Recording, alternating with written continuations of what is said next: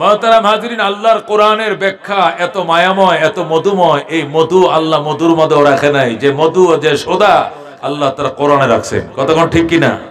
আল্লাহ যে মধু, যেটাকে আমরা মধু মনে করি, ওই মধুর মধ্যে ওই মিষ্টি নাই, যে মিষ্টি আল্লাহ তার কোরআনে দান করেছেন। কতক্ষণ ঠিক কিনা? নতুবা হযরত ওমর ফারুক রাদিয়াল্লাহু তাআলা আনহু জীবনে মুসলমান হতেন না। কতক্ষণ ঠিক কিনা? ওমর তো কালমা পড়ার জন্য বের হন নাই, ওমর নবীজির মাথা কাটার জন্য বেরিয়েছিলেন। কতক্ষণ ঠিক কিনা? ওমরের বাল্য বন্ধু ওমর কি জিজ্ঞাসা করো, ওমর তুমি এত রাত্রে কই যাও? আমি মুহাম্মাদের মাথা কাটতে যাই। অপরাধ কি? নিরহ নবী, এতিম নবীর অপরাধ কি? অপরাধ একটা, এমন মায়ার কালাম তেলাওয়াত করে আমাদের দলের মানুষ কালমা পড়ে সব মুসলমান হয়ে যায়। মুহাম্মাদের দাওয়াত যদি এইভাবে অব্যাহত থাকে, একদিন আমাদের বাপদাদার ধর্মের নাম নিশানা থাকবে না, সব মুসলমান হয়ে যাবে। এই জন্য এই কোরআন যেটা মুহাম্মাদের উপরে নাজিল হয়, মুহাম্মদকে খতম করে দিব। মুহাম্মদও শেষ, কোরআনও শেষ। যেরকম নাউজুবিল্লাহ। হযরত ওমরের বাল্য বন্ধু ডাক দেখো, ওমর কোরআন পড়ায় যদি মুহাম্মদুর রাসূলুল্লাহর অপরাধ হয়, তাহলে এই অপরাধের অপরাধী তো তোমার ঘরে লুকিয়ে আছে। উমর কো কে? কো তোমার আপন বোন। আমার বোন মানে ফাতেমা বিনতে খাত্তাব তোমার আপন বোন। তোমার ভগ্নিপতি সাঈদ ইবনে যায়েদ এবং বোন ফাতেমা বিনতে খাত্তাব, এরা দুইজনকে দেখে আসছি দরজা বন্ধ করে নবীর সাহাবীকে দাওয়াত করে আল্লাহর কোরআন পড়তেছে। সুবহানাল্লাহ। ওমর ডাক দেয়া কয়, তুই মিথ্যা কথা বলছিস, তোরে ছাড়বো না, তো এখনই সাথে করে নিয়ে যাইব, চল। এই বলে হযরত ওমর ওই সাহাবীকে সঙ্গে নিয়ে ওমরের বোনের ঘরে গেছে। যায়া নবীর সাহাবী বলে, কান লাগায় শোন ওমর, কান লাগা। দরজার মাঝে কান লাগাইছে, কপাটের ফাঁক দিয়ে শুনে সূরা তাহা মধুর কণ্ঠে তেলাওয়াত হচ্ছে। সুবহানাল্লাহ। হযরত ওমর কান লাগাইছে, সূরা তাহা তেলাওয়াত করতেছে। ওমরের বোন ফাতেমা বিনতে খাত্তাব, ভগ্নিপতি সাঈদ ইবনে যায়েদ, দুইজনে আল্লাহর কোরআন পড়তেছে। ওমর কান লাগাইছে, বেড়ার ফাঁকে চুম্বকের মতো আকর্ষণ করছে ভিতর থেকে। আল্লাহু আকবার। ম্যাগনেটের মতো টানতেছে। উমর ডাক ডাকো, বোন নিয়ত পাল্টায় ফেলাইছি, আসছিলাম মাথা কাটতে, মাথা তো কাটবো না, সেই কোরআনের অনুসারী হয়ে যাব, দরজাটা খোল। আল্লাহু আকবার। ফাতেমা ডাক দেখো, ভাইয়া তুমি আমাকে বাইল দিতেছো, তুমি আমাকে বাইল দিতেছো, তোমাকে মানি না, বিশ্বাস করি না। তুমি লৌহ মানব, শক্ত পরাণওয়ালা, তুমি বাইল দিয়া ভিতরে ঢুকবা, এরপরে আমাকে ইচ্ছে মতো মারবা, দরজা খুলুম না। বোন যখন বলছে দরজা খুলবে না, ওমর লাথি মেরে দরজা ভেঙ্গে ভিতরে ঢুকছে, ঢুইকে ইচ্ছে মতো নিজের বোনকে মারছে। মারতে মারতে রক্তাক্ত করে ফেলছে, নাকে মুখে রক্ত বের হয়, মেয়েটা অজ্ঞান হয়ে যায়। আর তার ভগ্নিপতি সাঈদ ইবনে যায়েদ ঘরের কোণার মধ্যে ফাটির ভিতরে লুকায়। হযরত ওমর বোনের মাথায় পানি ঢাললেন। পানি ঢালতে ঢালতে বোনের জ্ঞান ফিরে এসেছে। জ্ঞান ফিরার পর হযরত ওমর বলতেছে, বোন তুই আমার আপন বোন, তুই আমার সহোদর বোন।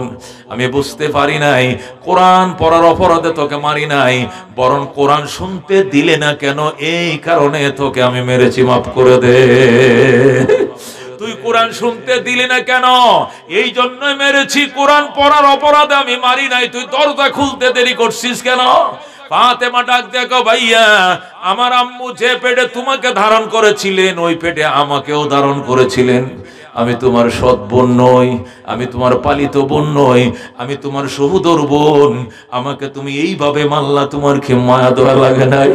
ওমর ডাক দেখ, আর লজ্জা দিস না বোন, আমারে তুই ক্ষমা করে দে, তুই মায়ার কালাম আমার শুনতে দিলি না কেন, এই জন্যই তোরে আমি প্রহার করেছি। তুই কোরআন আমার আরেকবার শোনা, আরেকবার শোনা। যখন বলছে আরেকবার শোনা, বোন লড়ে ছড়ে বসছে, বসে গো ঠিক আছে। হযরত ওমরের কান বরাবর ফাতেমা নিজের মুখটা লাগায় মধুর কণ্ঠে, তাহা মা আনজালনা আলাইকাল কুরআন লিতাশকা ইল্লা তাযকিরাতাল লিমান ইয়াখশা তানজিলাম মিম্মান খালাকাল আরদা ওয়াস সামাওয়াতিল উলা আর রহমানু আলাল আরশি ইস্তাওয়া। যখন তেলাওয়াত শুরু করে দে, ওমর পাগল হয়ে গেছে, তা লাফাইতেছে আর কালমা পড়া, কালমা পড়া। আল্লাহু আকবার। ফাতেমা ডাক দেখো, ভাইয়া গোসল করো আগে, এরপরে কালমা পড়াবো। ওমর গোসল করেছে, গোসল করার পরে বলে কালিমা পড়া। ফাতেমা ডাক দেখো ভাইয়া, আজকে 3 দিন পর্যন্ত আল্লাহ নবী কাঁদতেছে, আল্লাহর কাছে দোয়া করে, আল্লাহ উমর ইবনুল খাত্তাব অথবা আবু জেহেল ইবনে হিশাম এই 2 জনের যে কোনো একজনকে মুসলমান বানাও, আমি অসহায় নবীর হাতকে শক্তিশালী করো। নবী আজকে 3 দিন পর্যন্ত খানা নাই, ফিনা নাই, গোসল নাই, কোনো কিছু নাই, শুধু একটাই দোয়া, আবু জেহেল ইবনে হিশাম অথবা ওমর ইবনুল খাত্তাব এই 2 জনের যে কোনো একজন লৌহ মানবকে আল্লাহ গো তুমি হেদায়েত দাও, কালিমা পড়াও, আমি অসহায় নবীর হাত শক্তিশালী করো। ভাইয়া, নবীজির দোয়া তোমার ধন্য কবুল হয়ে গেছে। আল্লাহর নবীর দোয়া তোমার কপালে কবুল হয়ে গেছে। যে নবীর দোয়ার উসিলায় তুমি হেদায়েত পাইলাম, চলো তোমাকে নবীর দরবারে নিয়ে যাব। আল্লাহু আকবার। হযরত ওমর ফারুক রাদিয়াল্লাহু তাআলা আনহুকে নবীজির দরবারে নিয়ে গেল। যখন শুনছে মুহাম্মাদের কাল্লা কাটার জন্য ওমর বের হয়ে গেছে, 38 জন সাহাবী, কয়জন সাহাবী? 38 জন সাহাবী নবীকে মানব ডাল হয়ে ঘেরাও দিয়ে রাখছে, নবীর কাছে দুশমনকে আসতে দিবে না। 38 জন সাহাবী মানব ডাল হয়ে 4 কিনারে বসছে, মাঝখানে নবীকে বসাইছে। যে ঘরের মধ্যে নবীকে পাহারা দিচ্ছিল, ওই ঘরের গেইটের মধ্যে 39তম সাহাবী হযরত আমিরে হামজা দাঁড়াইছে। আল্লাহু আকবার। হযরত আমিরে হামজা রাদিয়াল্লাহু তাআলা আনহুকে ডিউটির জন্য গেইটে দাঁড় করাইছে। উনি তরবারি নিয়ে গেইটে দাঁড়াইছে, যেটাই ঢুকবে ওমর ঢুকবে, কল্লা কেটে ফেলা হবে। আল্লাহু আকবার। 38 জন সাহাবী নবীকে পাহারা দিচ্ছে। 39তম মুসলমান ছিলেন আমিরে হামজা, উনি গেইটের মধ্যে ডিউটিরত অবস্থায় ইতিমধ্যে হযরতে ফাতেমা বিনতে খাত্তাব তার ভাই ওমরকে নিয়ে গেইটে গেছে। সাথে সাথে পায়ের রক্ত মাথায় উঠে গেছে হামজা ডাক দেখ, ওমর নিজেরই শুধু শক্তিশালী মনে করিও না, এখনো তো হামজার মোকাবেলা করার সাহস তোমার হয় নাই। তুমি জানোনি তোমার আগে হামজা কালমা পড়ে মুসলমান হয়ে গিয়েছে। হামজাকে খুন না করে নবীর কাছে যাইতে তোমাকে দেওয়া হবে না, ওমর এখান থেকে ফিরে চলে যাও। ওমর ডাক দেখো, হামজা নবীকে মারার জন্য এসেছিলাম কথা সত্য, কিন্তু রাস্তার মধ্যে নিয়ত পাল্টায় ফেলেছি। এখন আর কাল্লা নেওয়ার নেশা আমার নাই, এখন নেশা ঢুকছে কালমা পড়ার নেশা। আমারে নবীর দরবারে যাইতে দে। যখন বলতেছে নবীর দরবারে যাইতে দে, হামজা তোর কথা বিশ্বাস করা যায় না, তোর নবীর কাছে যেতে দেওয়া হবে না। হযরতে ফাতেমা বলতেছে, খোদার কসম খায়া বলছি ও হামজা, আমার ভাইয়া কালমা পড়বে, তুমি যাইতে দাও। দস্তাদস্তি শুরু হয়ে গেছে। এক হাতে বোনকে ধাক্কা দিয়ে ফেলে দিয়েছে, আরেক হাতে ওমরকে ধাক্কা দিয়ে ফেলে দিয়েছে। খবরদার নবীর দিকে তুই ফিরতেও দিব না। আল্লাহ নবী ডাক দেয়া কয়, হামজা উমরকে আসতে দাও, আসতে দাও। উমরের চেহারার ভিতরে কালিমার নূর চমকাইতেছে। আল্লাহু আকবার। হযরত ওমরকে আসতে দাও। আল্লাহ নবী যখন অনুমতি দিলেন, হযরত ওমর ভিতরের দিকে ঢুকছে। বোন টান দেয়া তরবারিটা রেখে দিছে, তরবারি রাইখে যাও। তরবারি সারাই রওনা করে আল্লাহর হাবিবের কিনারে যায়া এমন চাউনি দিছে চেহারার দিকে, নবী গো, মক্কার মানুষ ছিলেন, আমিও মক্কার, কিন্তু নবী হওয়ার পরে মায়ার নজরে কোনোদিন আপনারা দেখি নাই, আমাকে একটু দেখতে দেন। রাসূল বলে, ফাফদালে ইবনুল খাত্তাব, হে খাত্তাবের ফুলা ভয়, খাত্তাবের ফুলা তুই বসো। হযরত ওমর বলে, আমারে বসতে কয়েন না, আমি নুরানি চেহারাটা প্রাণ ভরে দেখে লই। 3 বার পর্যন্ত দেখার পরেও বলো, আল্লাহ খোদার কসম রে, খোদার কসম রে মক্কাবাসী, লাইসা হাযাল ওয়াজহু ওয়াজহু কাযাব, এই চেহারা কোনোদিন মিথ্যাবাদীর চেহারা হতে পারে না। আমার এই চেহারা দেখতে দেশ নাই কেন তোরা? এই চেহারা চির সত্যবাদীর চেহারা। এরপরে আল্লাহ নবীর পায়ে পড়ে কালমা পড়ে মুসলমান হয়ে যায়। মুসলমান হওয়ার পরে নবী বলেন, ওমর 3 দিন পরে ভাত খামো তোমাকে নিয়া। হুজুর আমি খানা খাবো না। কই কেন? যারা যারা আপনাকে ভয় দেখাইছিল, আপনি 3 দিন পর্যন্ত কেঁদেছেন, ওরা কারা? এদের নামের লিস্টটি আমাকে দেন। যে তরবারে দিয়া ওদের আপনার মাথা কাটতে এসেছিলাম, ওই তরবারে দিয়া এদের দেহর থেকে মাথাকে আলাদা করে ফেলবো। আল্লাহু আকবার। নবী ডাক দেখো, ওমর পাগলামি করো না, আমি হত্যা করে খুন করে ইসলাম প্রতিষ্ঠা করতে চাই না, আমি আদর্শ দিয়ে ইসলাম প্রতিষ্ঠা করতে চাই। মানুষ বলবে মোহাম্মদ খুন করে ইসলাম প্রতিষ্ঠা করে, এই বদনামের বাগে আমি হব না, তুমি শান্ত হও। ওমর বলে ঠিক আছে হুজুর আপনার কথা মানলাম, তবে আল্লাহর ঘরটার মধ্যে একটু চক্কর না দিলে আমার আগুন নিভবে না। কয় কেন? ওরা তো জানে আমি আপনার মাথা কাটতে আসছি, আমি যে নিয়ত ঘুরায় ফেলছি এটা ওরা তো জানে না, এই জন্য আল্লাহর করে আমাকে 60টা চক্কর দেওয়ার অনুমতি দেন। আল্লাহু আকবার। নবী কয় যাও তরবারি নিয়ে যেও না, কার মাথায় যেন বাড়ি মারো আমার ভয় লাগে, তরবারি নিয়ে যেও না। ওমর কয় হুজুর কথা দিলাম কাহারও মাথা আঘাত করব না, তবে তরবারিটা কোষার মধ্যে থাকা লাগবে নিজের নিরাপত্তার জন্য। হুজুর আল্লাহু আকবার। কুসার মাঝে কোমরের লুঙ্গির কুসার মাঝে তরবারিটা এইভাবে এইভাবে কুপছে, কুইপে সেতা বাইগা করে রাইকা আল্লাহর ঘর তওয়াফ করে লব্বাইক আল্লাহুম্মা লব্বাইক লব্বাইক লা শারীকা লাক লব্বাইক ইন্নাল হামদা ওয়ান নি'মাতা লাকা ওয়াল মুলক লা শারীকা লাক। হযরত ওমর লব্বাইক তালবিয়া পড়তেছে, আল্লাহর ঘর তওয়াফ করতেছে আর বলতেছে ও মক্কার মুনাফিকরাম, ও পুতুল পূজারীরা, ও পত্তলিকের গোষ্ঠীরা শোনো, ওমরকে 12টা লাল উটের লুপ দেখায়া নবীজির কল্লা আনতে পাঠাইছিলা, আমি নবীর কল্লা আনতে গিয়েছিলাম, কিন্তু কল্লা না এনে কালমা নিয়ে আমি ফেরত এসেছি। আমি নবীর কাল্লা আনি নাই, আমি নবীর হাত থেকে কালমা নিয়ে ফিরেছি। আজকে থেকে ইসলাম ওপেন করে দিলাম, আর ইসলাম গোপনে থাকবে না। মুসলমানদের সামনে যদি দাঁড়াইতে মন চায় তাহলে মায়ের থেকে বিদায় নিয়ে আইসো, কারণ মা সন্তান হারা হওয়ার সম্ভাবনা আছে। বিবির থেকে বিদায় নিয়ে আইসো, কারণ বিবি বিধবা হওয়ার সম্ভাবনা আছে। সন্তান থেকে বিদায় নিয়ে আইসো, সন্তান এতিম হওয়ার সম্ভাবনা আছে। আল্লাহু আকবার। এই হুঙ্কার দিয়ে হযরত ওমর চলে আসলেন। বেঈমানদের ভিতরে গুঞ্জন শুরু হয়ে গেছে, সর্বনাশ, এই লৌহ মানব কিসের কারণে মুসলমান হয়েছে? সবাই বলতেছে একটাই কারণ, কোরআনের বানিয়ে মোমের মতো নরম বানিয়ে দিয়েছে। আবু জেহেল অবাক হয়ে গেছে, কোরআনের ভিতরে এত আকর্ষণ কহ, এটা জাদুর থেকেও বেশি আকর্ষণ কোরআনের ভিতরে। আল্লাহু আকবার। আবু জেহেল বলে তদন্ত করতে হবে, তদন্ত কমিটি গঠন করছে। তদন্ত কমিটির আহ্বায়ক আবু জেহেল, সহকারী আহ্বায়ক হলো উতবা, আর সদস্য সচিব হলো সাইবা। আবু জেহেল, উতবা, সাইবা তিনজন মিলে তদন্ত কমিটি গঠন করে কোরআনের ভিতরে কেমন আকর্ষণ আছে পরীক্ষা করার জন্য রাতের বেলায় নবীর ঘরের পিছন দিয়ে কান লাগাইছে। খেজুর পাতার বেড়ার ছাউনির মধ্যে কান লাগায়া তিনটা কোরআন তেলাওয়াত শুনে আর চোখের পানি দিয়া বুক ভাসায়। আল্লাহু আকবার। গভীর রাত হয়ে গেছে, সাহাবায়ে কেরাম তাহাজ্জুদের জন্য উঠবেন, দেইকে ফালাইবে, এই জন্য তারা তিনজন সরে গেছে। যায় গুহার মাঝখানে তিনজন বসছে। বৈশাখ কেমন লাগছে? আবু জেহেল কো উতবা কো তোর কেমন? উতবা কো দেখেন আমার চাদর চোখের পানিতে ভেজা। আল্লাহু আকবার। সাইবা তোর কেমন? কয় আমার শীতের সুইটার ভেজা, চোখের পানি দেয়া। আবু জেহেল আপনার কাছে কেমন লাগছে? আবু জেহেল ডাক দেয়া কয় আমার অবস্থা তো ওমরের মতো হয়েছিল, মন চাইছিল বেড়াটা লাথি মারা ভেঙ্গে দে ভিতরে ঢুকি, আর মুহাম্মাদের কদমে পড়ে কালমা পড়ে মুসলমান হয়ে যায়। বলেন আল্লাহু আকবার।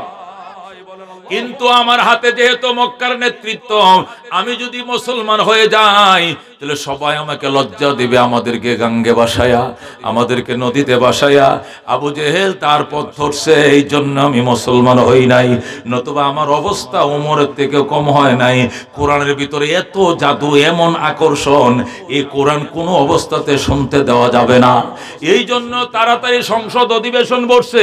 বৈশাখ সংসদের মধ্যে সিদ্ধান্ত হয়েছে, ক্বালাল্লাযীনা কাফারু লা তাসমাউ লিহাযাল কুরআন ওয়ালগাউ ফীহি লাআল্লাকুম তাগলিবুন। আল্লাহু আকবার। কাফেররা সংসদে সিদ্ধান্ত নিল এবং রাজকীয় ফরমান জারি করে ফেলল। আবু জেহেলের পক্ষ থেকে ফরমান জারি হয়ে গিয়েছে, লা তাসমাউ লিহাযাল কুরআন, আজকের থেকে কোনো মুশরিক মূর্তি পূজারী আল্লাহর কোরআন শুনতে পারবা না। যদি কোরআন থেকে বিরত না থাকো তাহলে নিজের বাপদাদার ধর্ম টিকায় রাখতে পারবা না। বাপদাদার ধর্ম টিকায় রাখার একটাই মাত্র ব্যবস্থা, এ কোরআন শুনবা না। ওয়ালগাউ ফীহি, বরং কোরআনের আলোচনা যেখানে হবে, ডিস্টার্ব করবা, ব্যাঘাত তৈরি করবা, তাহলে লাআল্লাকুম তাগলিবুন, তাহলেই শুধুমাত্র বিজয় ধরে রাখতে পারবা, বাপ দাদা ধর্ম টিকায় রাখতে পারবা। জোরে কোন নাউজুবিল্লাহ। এ দুস্থ কোরআনের আকর্ষণে কাফেররা পর্যন্ত বেড়ার ফাঁক দিয়ে রাতের অন্ধকারে আল্লাহর কোরআন শোনার জন্য, আল্লাহু আকবার, কোরআন শুনতো তারা। এখন আবু জেহেলের পক্ষ থেকে সংসদ অধিবেশন, তারা প্রজ্ঞাপন জারি করছে, রাষ্ট্রীয় প্রজ্ঞাপন, আগামীকাল থেকে কেউ কোরআন শুনতে পারবা না। এখন উতবা চিন্তা করছে কেউ তো শুনবে না, আমি একটু শুনি, কারণ গতকালকে যে শুনছিলাম এটা ভোলা যায় না। সুবহানাল্লাহ। উতবা এসে বেড়ার ফাঁকে কান লাগাইছে, সাইবা একটু পরে তার গায়ে ধাক্কা খাইছে, আবু জেহেল আইসা দুনুটার গায়ের উপরে কাতয়ে পড়ছে। যেরকম আল্লাহু আকবার। এখন তিনোটা আইসা বেড়ার সাথে কান লাগায়, একটা শরীরে একটা ধাক্কা খায়া দৌড় দিছে, দৌড়ায়, যেদিক পারে দৌড়ায়। ডাক দেখো, তুই আইসস কি জন্য? আমি আইসি, কেডা কেডা আইসে দেখতে আইসি। তুই জন কি এর জন্য আইসস? আমি আসছি কালকের যে কোরআনের কথাটা ঘুমের মধ্যে শুইছি, ঘুম আহে না, শুধু ওই মায়ার কালাম শুধু কানে বাড়ি খায়, এই জন্য আমি আইছিলাম। গতকালকে কি শুনছিলাম এটা ভুলতে পারি না। আবু জেহেল, আমি তো আসলে এই কারণে আসছিলাম, কইতে পারি না। আল্লাহু আকবার। এ দোস্ত, এই কোরআনের আকর্ষণ, এটা মারাত্মক আকর্ষণ রে দোস্ত। এটা মোমের মতো মানুষকে নরম বানায়, এই বৈষম্য সমাজকে সাম্য তৈরি করে দেয়। এই বেইনসাফের সমাজের মধ্যে 100% ইনসাফ তৈরি করতে পারে একমাত্র শুধুমাত্র কোরআন। কথা ঠিক কিনা? এছাড়া কোনো কিছু দিয়ে হবে না। আল্লাহ পরিষ্কার বলছেন, সিবগাতাল্লাহ ওয়া মান আহসানু মিনাল্লাহি সিবগা ওয়া নাহনু লাহু আবিদুন। আমার রঙে রঙিন করো জমিন, আমি আল্লাহর রঙে। সিবগাতাল্লাহ মানে ইসবাগু বিসিবগাতিল্লাহ, কুলু সাব্বাগানাল্লাহু বিসিবগাতিন। তাফসীর উলামায়ে কেরামের জানা আছে, আপনারা জানেন। আল্লাহ বলেন আমার রঙে রঙিন হও। নৌকা দিয়া সাজাইছো, দেশ সাজে নাই। দান দিয়া সাজাইছো, কালার ফুটে নাই। আর লাঙ্গল দিয়া সাজাইছিলে, ফুটে নাই। আল্লাহ কো একবার কোরআন দিয়া সাজাও। ওয়ামান আহসানু মিনাল্লাহি সিবগা, এত সুন্দর কালার কোথাও পাইবা না। কথা কোন ঠিক কি না? এই জন্য দোস্ত, আল্লাহ তার কোরআন দিয়ে চ্যালেঞ্জ করে বলছেন, সিবগাতাল্লাহ আই ইসবাগু বিসিবগাতিল্লাহ। আল্লাহ রঙে রঙিন করো দুনিয়া, সাজাও বাংলাদেশ। সব মার্কা দেখা শেষ, আল কোরআনের বাংলাদেশ। কথা কোন ঠিক কি না? সব মার্কা দেখা শেষ, আল কোরআনের বাংলাদেশ। কথা কোন ঠিক কি না? জীবনে একবার নাওয়ার জন্য 3.5 বার ছিল নৌকা, 2.5 বার ছিল ধান, 2 বার ছিল লাঙ্গল। একবার ফাটায় দেখো কোরআন, দুনিয়ার সমাজটা জান্নাতের সমাজ হয়ে যাবে। কথা ঠিক কিনা? মনের মাঝে শুধু এই বেদনা, আসবে কবে সেই সূর্য সেনা, যারা করবে জারি কোরআনে যে ধরায়, যারা করবে জারি কোরআনে যে ধরায়। যাদের অভাবে আজ এই হতাশা পূরণ করিবে যারা জাতির আশা, তাদেরই পথ চেয়ে আমি অসহায়। করব জারি কোরআনে যে ধরায়, যারা করবে জারি কোরআনে যে ধরায়। কথা কোন ঠিক কিনা? এই জন্য দুস্থ বৈষম্য বিরোধী আন্দোলন হয়েছিল 70, 69, 71-এ। এই দেশে লবণ তৈরি হয় চট্টগ্রামের বাঁশখালীতে। এই লবণ বাংলাদেশে বিক্রি হয় 6 টাকা শের, পশ্চিম পাকিস্তানে বিক্রি হয় 1 টাকা শের। কাগজ তৈরি হয় চট্টগ্রামের কর্ণফুলী পেপার মিলে, এই কাগজ বিক্রি হয় পূর্ব পাকিস্তানে 3 টাকা দিস্তা। অথচ বিমানে নিয়ে ওই কাগজ বিক্রি হয় পাকিস্তানে 8 আনা দিস্তা। এই বৈষম্য বিরোধী আন্দোলন শুরু হলো হইতে হইতে স্বাধীনতার আন্দোলন টানা 9 মাস রক্তকয়ী সংগ্রাম হলো। 9 মাসে 30 লক্ষ মানুষ জীবন দিল। কতক্ষণ ঠিক কিনা? 2 লক্ষ নারী মা বোন সম্ভ্রম ইজ্জত হারাইলো। এরপরে 26 মাস শুরু হয়েছে যুদ্ধ। 16 ডিসেম্বর দেশ বিজয় লাভ করেছে। বিজয় লাভ করার পরে 53 বছর গেছে। 53 বছর বিভিন্ন দল দেশটা শাসন করছে। এরপরে 53 বছর পরে কেন গো নতুন করে আবার বৈষম্য বিরোধী আন্দোলন করা লাগলো, নতুন করে দেশ স্বাধীন করা লাগলো? কারণ সাম্যর যে স্লোগান ছিল এটা মদ্দিনাস্য ছিল, কিন্তু সাম্য ছিল না। কথা ঠিক কিনা? বৈষম্যের আগুন চলছিল, শুধু আয়নাগর আর আয়নাগরের বড়াইয়ার লড়াই চলছিল। কথা কোন ঠিক কিনা?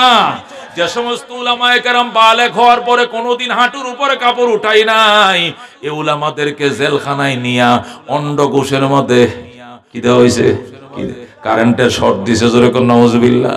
সেহরি খাইতে দিলে ইফতার আর খাইতে দেয় নাই, ইফতার খাইতে দিলে শেষ রাত্রে সেহরি দেয় নাই। বাথরুমের মাঝে একজন আমার ওই দিন আমারে ধরে কাঁদতেছে আর কো হুজুর 6টা মাস আমি বাথরুমে ছিলাম, বিছনা দেয় নাই, জোরে কোন নাউজুবিল্লাহ। ও দোস্ত, আল্লাহ ছাড় দেয়, ছেড়ে দেয় না। কতক্ষণ ঠিক কিনা?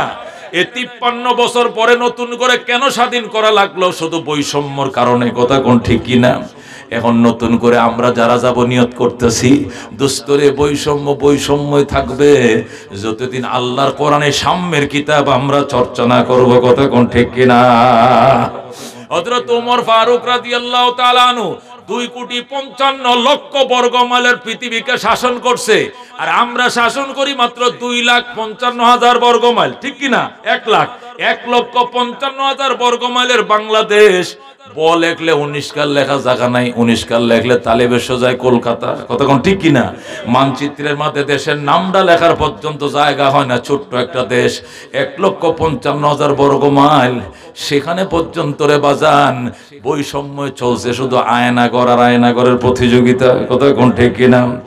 অথচ হযরত ওমর 2,55,00,000 বর্গ মাইলের পৃথিবী শাসন করছে, অর্ধেকটা দুনিয়া। ধরে কোন আল্লাহু আকবার।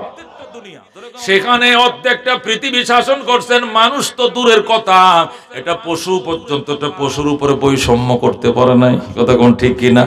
হযরত ওমর শুয়ে রয়েছে মদিনায়, সেখান থেকে 1,500 মাইল পশ্চিমে আফ্রিকার জঙ্গল থেকে সিংহ আর হরিণ গেছে নদীর ঘাটে পানি পান করতে।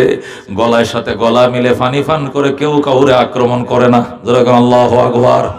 হরিণ সিংহরে ডাক দেখো, মামা আগে তো আপনাদের অত্যাচারে জঙ্গলে থাকতে পারি নাই, এখন এত বড় পরহেজগার কেমনে হইলেন? বাগিনাদের খবরটাও লন্না, ঘটনাটা কি? সিংহ কয়, বাগিনা কথা কম ক, হযরতে ওমরের শাসন চলছে। আল্লাহু আকবার। क्या नजर थे जिसने मुर्दों को मसीहा कर दिया, दिल को रोशन कर दिया, आँखों को पीना कर दिया, खुद न तेजो राह पर औरों के हाथी बन गए।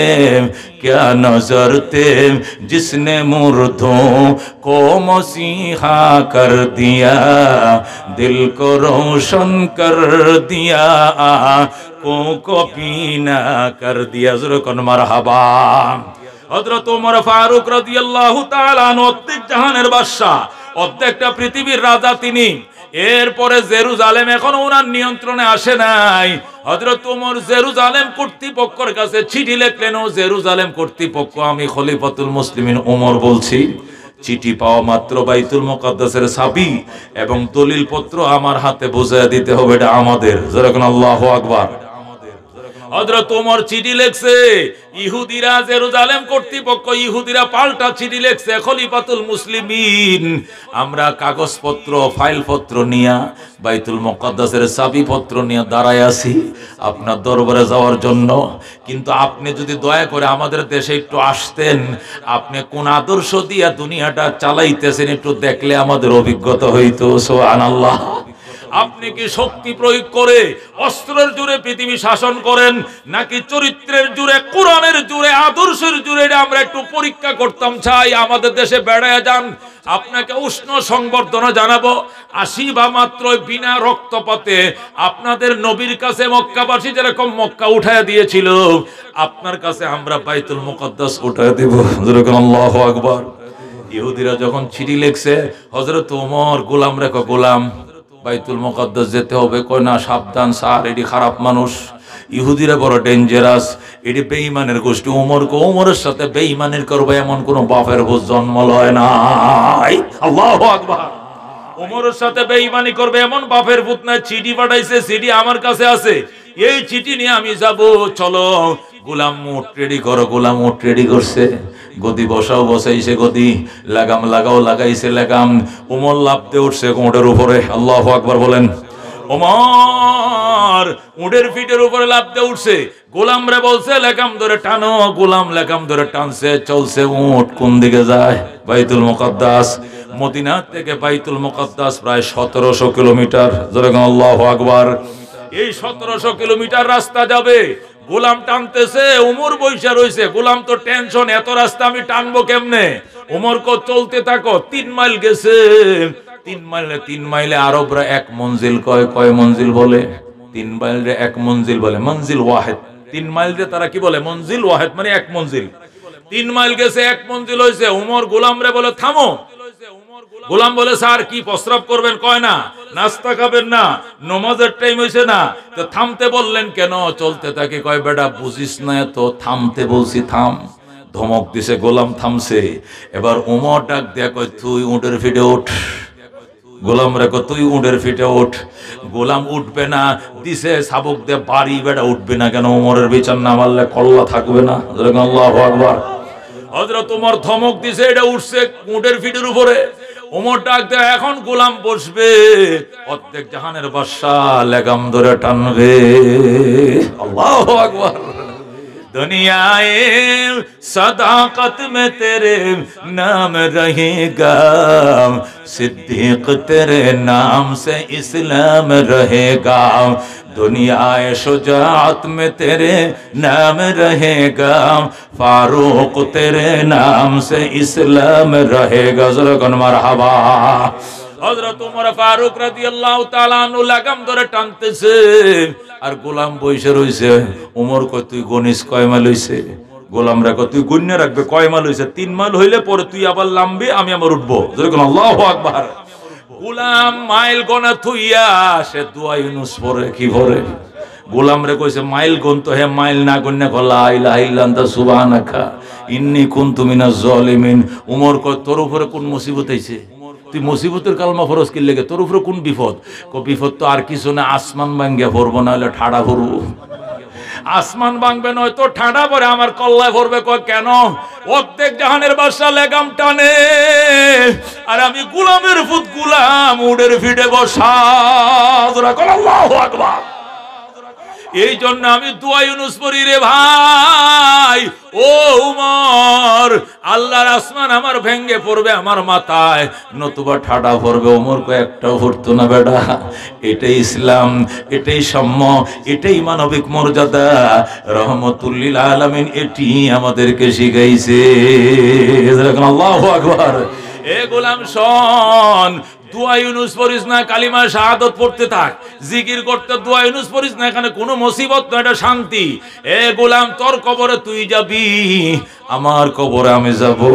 ময়দানে হাশরে যদি আল্লাহ জিজ্ঞেস করে ওমর, যে রক্ত মাংস দিয়ে তোমারে বানাইছিলাম, একে রক্ত মাংস দিয়ে গোলাম বানাইছিলাম, সারাটা রাস্তা গোলাম দিয়ে রশি টানাইছো, আর তুমি সারা রাস্তা বসা ছিলা, এর কি কোনো শান্তির দরকার ছিল না? আমি ওমর জবাব দিয়া কুল পাবো না। আল্লাহু আকবার। এই জন্য আমি জুলুম করতে পারবো না। 3 মাইল তুই টানবে, আমি বসবো, পরের 3 মাইল আমি টানবো, তুই বসবে। এটাই ইসলাম, এটাই মানবিক মর্যাদা, এটাই ন্যায় বিচার। আল্লাহু আকবার। दुनियाए सदाकत में तेरे नाम रहेगा, उमर तेरे नाम से इस्लाम रहेगा। अल्लाहु अकबर। এ দোস্ত, এই জন্য আল্লাহ কো সিবগাতাল্লাহ, আমি আল্লাহর রঙে রঙিন হও, খোদার রং দিয়ে দুনিয়া সাজাও। খোদার রং মানে কোরআনের রং। কিসের রং? খোদার রং মানে কোরআনের কালার। খোদার কালার মানে খোদার কোরআনের কালার। আল্লাহ কো আমার কালার দিয়ে দুনিয়া রঙাও, সাজাও। আল্লাহর কালার মানে কোরআনের কালার দিয়ে দুনিয়া সাজাও। কথা কোন ঠিক কিনা? হযরত ওমর ফারুক রাদিয়াল্লাহু তাআলা আনহু, ও দোস্ত, ও দোস্ত, এই কোরআন দিয়ে সাজানোর কারণে মানুষ মানুষের উপর অত্যাচার করবে দূরের কথা, এটা পশু পর্যন্ত, এটা পশুর উপর অত্যাচার করার সাহস পায় নাই। হযরত ওমর আবু বকর রাদিয়াল্লাহু তাআলা আনহু 2 বছর 2 মাস ক্ষমতা চালাইছেন, দিনভর রাষ্ট্র চালাইতেন, রাতভর শুধু কানতেন, আল্লাহ গো আমার মতো অপরাধী এই রাষ্ট্রের দ্বিতীয় কেউ নাই। একটা কুকুর যদি না খায়া ঘুমায় আমার এরিয়ার ভিতরে, তাহলে এর জন্য সিদ্দিক আকবর তোমার কাঠগড়ায় জবাব দিতে হবে। একটা শিয়াল যদি অনাহারে থাকে, এর জন্য তোমার দরবারে আমাকে জবাব দিতে হবে। আল্লাহ, আমি পাপী আবু বকরকে তুমি মাফ করে দাও। খুজ বিলুতফিক ইয়া ইলাহি মাল্লাহু যাতুন কলিল মুফলিসান বিসসিদক ইয়াতি ইনদা বাবিক ইয়া জলিল যামবুহু যামবুন আযীমুন ফাগফিরিজ যামবাল আযীম ইন্নাহু শাখসুন গরীবুন মুযনিবুন আবদুন জালিল তালা ইয়া রাব্বি যুনুবি লাইসা লি খায়রুল আমাল সুউ আমালি কাসীরুন জাদু তাআতি কলিল আনতা শাফিন আনতা কাফিন ফি মুহিম্মাতিল উমুর আনতা রাব্বি আনতা হাসবি আনতা লি নি'মাল ওয়াকিল আইনা মূসা আইনা ঈসা আইনা ইয়াহইয়া আইনা নূহ আইনা ইয়া সিদ্দিক আসিন তুব ইলাল্লাহিল জাযীল। আল্লাহু আকবার। আবু বকর জান্নাতে না গেলে একটা উম্মত জান্নাতে যাইতে পারবে না। সমস্ত নবীদের উম্মত রাস্তায় দাঁড়িয়ে থাকবে, আগে আবু বকর জান্নাতে ঢুকবে। এই আবু বকর পর্যন্ত কিয়ামতের ভয়ে, জবদিহিতার ভয়ে, মৌতের ভয়ে কান্তরে দুস্ত জবদি তার ভয় আনে কোরআনে। এই জন্য আল্লাহর কোরআন প্রতিষ্ঠা হলে আর বৈষম্য থাকে না। কতক্ষণ ঠিক কিনা? হযরত উসমানে গনিকে আল্লাহর নবী 10 বার জান্নাতের টিকিট দিয়েছেন। কয়বার? 10 বার বিভিন্ন ভাবে জান্নাতের টিকিট পাইছে। এরপরেও জবদিহিতার ভয়ে যেই মাত্র কবরটা সামনে আসতো, গুরুস্থানটা দেখা মাত্র হযরত উসমান বসে যাইতেন। সাহাবীরা বলতেন, উসমান বসছেন কেন? আমার হাঁটুর নিচ দিয়ে কেমন যেন অবশ হয়ে যায়, আমি চলতে পারি না, আমার কাঁদতে দে, আমি মন ভরে কাঁইদালো, এরপরে আমি সামনে যাব। ও সাহাবীরা বলতো, উসমান, আল্লাহ নবী বলছেন আবু বকর ফিল জান্নাহ, উমর ফিল জান্নাহ, উসমান ফিল জান্নাহ, তোমার নামটা 3 নম্বরে। উসমান ফিল জান্নাহ এই শব্দটা আমরা হাজার হাজার সাহাবীরা শুনছি, আমার উসমান জান্নাতি। এত সুসংবাদ শোনার পরেও কেন তুমি কান্দো? উসমান বলতেন, শোনম, আমার নবী তো আরেকটা হাদিসও বলছেন। কি বলছেন? আল কবরু ইম্মা রাউযাতুম মির রিয়াজিল জান্নাহ আও হুফরাতুম মিন হুফারিন নার। কবর হয়তো জান্নাতের টুকরা হবে, নয়তো বা জাহান্নামের গাড়া হইয়া যাইবে। যদি উসমানের কবর জাহান্নামের গাড়া হইয়া যায়, আমি কি জবাব দিব? এই জন্য আমি পাগল। তোরা আল্লাহু আকবার। আমি সব সইতে পারি, কিন্তু কবর সইতে পারি না। কবর দেখলে আমার জামা কাপড় ভিজে যায়। দাঁড়ি ভিজা ফোটায় ফোটায় পানি পড়তো, জামা কাপড় ভিজে যাইতো, তারপর উসমানের কান্না থামতো না। হিসাব চরমনের ঘটনা শুনাইছি। কুতুবে আলম ইসহাক সাহেব রহমতুল্লাহ আলাইহি, যিনি সরাসরি কারি ইব্রাহিম সাহেব রহমতুল্লাহ আলাইহির খলিফা ছিলেন, হুজুর হারায় যাইতেন মাঝে মাঝে রাত্রে। মানুষ খুঁজতে খুঁজতে নদীর পারে যাইতো, কুতুবখানায়, মসজিদে, বাথরুমে কোথাও পাইতো না। যা দেখতো গুরুস্থানের কিনারে বৈশা এতিমের মতো ফুসমাসা শীত, আমরা কম্বল খাতা গাও দেয়া থাকতে পারি না, এটা পাতলা গেঞ্জি গায়ে দিয়ে একটা ফাঁস করলে টুপি ফইরা ওই গুরুস্থানের কাছে বৈশা কান্দে আমার প্রাণ পাখি রে, আমার কালো ময়না রে, একদিন তো যাইবার ময়না উড়িয়া, একদিন তো যাইবার ময়না ছাড়িয়া, ছেলে মেয়েরা পাশে বসে কান্দিবে পাগলের বেশে, পড়বে তারা আল্লাহর কোরআন খুলিয়া। এইভাবে যখন হাউমাউ করে কাঁদতো, একটা গামছা থাকতো শুধু নাকের পানি আর চোখের পানি এক হয়ে যাইত। উনি বলতেন, উম্মতরা রে শোন, বাবারা শোনম, যতক্ষণ পর্যন্ত নাকের পানি আর চোখের পানি এক না হবে এতদিন ওলি হইতে পারবা না। আল্লাহু আকবার। যখন আল্লাহর ভয় তোমার ভিতরে এমন ঢুকবে, চোখ দেও পানি বের হয়, নাক দেও বের হয়, দুই পানি এক হইয়া যায়, মুইছা তুমি কোলাইতে পারো না, ওই দিন মনে করিও আল্লাহ হয়তো তোমার কাছে এটাই না নিছে, তুমি বেলায়েতের দরজা লাভ করছো। চোখের পানির বিনিময় ছাড়া, নাকের পানির বায়না ছাড়া বেলায়েত অর্জন করা যায় না।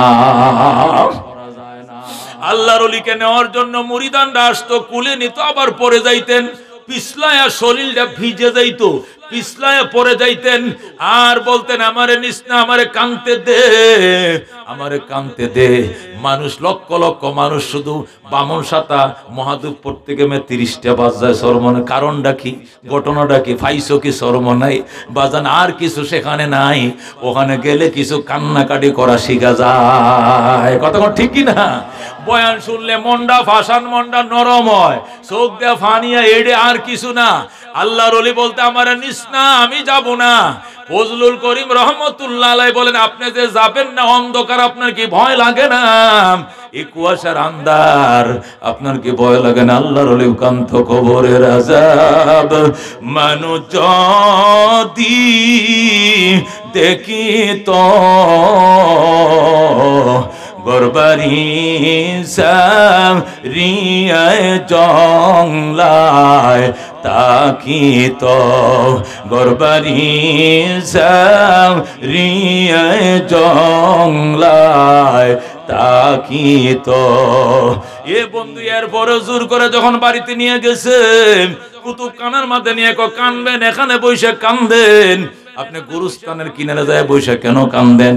ওখানে শীত আর কুয়াশা, এখানে জিনফরির ভয়, এখানে নীরবে বৈশা কান্দেন।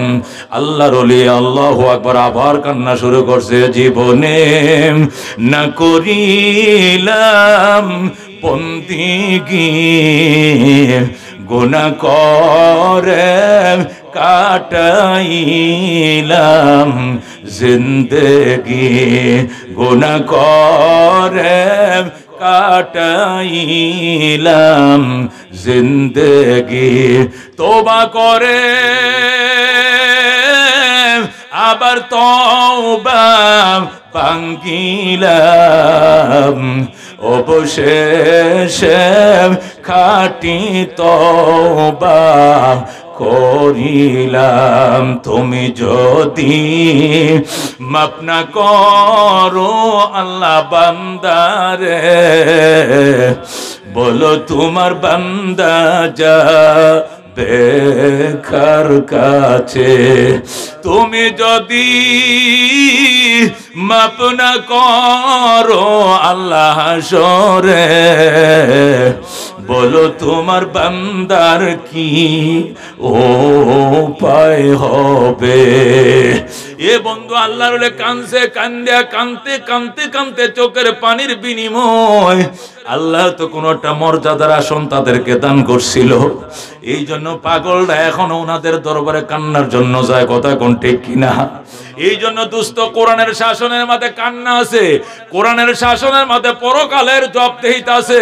এই জন্য এই শাসন ছাড়া বৈষম্য দূর হবে না, সাম্য প্রতিষ্ঠা হবে না। কথা কোন ঠিক কিনা? এই জন্য আল্লাহ তাআলা কোরআনের সূরা আল হাকুর মধ্যে বলছেন, আল হাকুমুত তাকাসুর হাত্তা যুরতুমুল মাকাবির। বৈষম্য করতে করতে তোমরা এমন পর্যায়ে চলে গেছো, আলহাকুম আত্তাকাসুরু, তোমাদেরকে গাফিল করে দিয়েছে, তোমাদেরকে উদাসীন করে দিয়েছে। আত্তাকাসুরু, তাকাসুর শব্দের অর্থ হলো আত্তাফাখুরু বিল আমওয়ালি ওয়াল আওলাদ। আমি সূরা তাকাসুর আপনাদের সামনে তেলাওয়াত করছিলাম, এটিকে সামনে নিয়ে কিছু তাফসীর করতে চাই। শুনতে রাজি আছেন ইনশাআল্লাহ? কারা কারা হাত বাড়ান, লিল্লাহি তাকবীর। যেহেতু আমার আলোচনা গোছানো থাকে, মনে রাখা যায়, এই জন্য মোবাইল থাকলে মোবাইলে উঠায় নেন, আর কান থাকলে কান সজাগ করে শুনেন। বিড়ি সিগারেট খায়েন না, এই নেশা মাথায় নিয়েন না, ঠিক আছে?